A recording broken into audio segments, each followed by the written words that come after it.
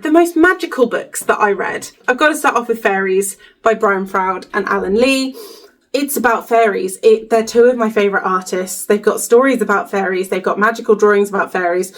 This has to be a runner-up. Silver in the Wood, also a runner-up. Fantastic. Emily Tesh, novella, queer, forest magic, kind of takes the hermit in the wood trope and makes it just adorable. I love it so much. There's also a sequel, which is cute. And then my third runner-up is House of Frank by Kay Sinclair. I also got an arc of this on NetGalley. Oh, this book was beautiful. The way that the magic was talked about. It's going to sound so sappy, but the real magic was like the connections formed between the characters. I can't take myself seriously as I say that, but it was a magical setting. It's a fantasy book about grief, about friendship, about owning up to past mistakes and moving forward and letting go of the past. And it's beautiful.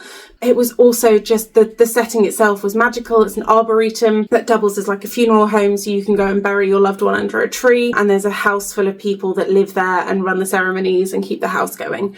And I loved it with every inch of me. Oh, it's brilliant. That's not even my winner. What's my winner? Kai was my winner for the most magical, because I have not read a book in such a long time that takes such a simplistic, beautiful magic system and interweaves it so seamlessly that you forget that you're reading fantasy. Like, they're talking about shit you shouldn't be able to do without magic, but it was so interwoven and played such a subtle role in the plot. It was fantastic. Like, it's not all fireballs and like smacking people and blowing things up. It was like soft manipulation, but with rarely any malice behind it. And it was beautiful. And that whole book is like a masterclass in writing like a fantastical biography of a fictional character.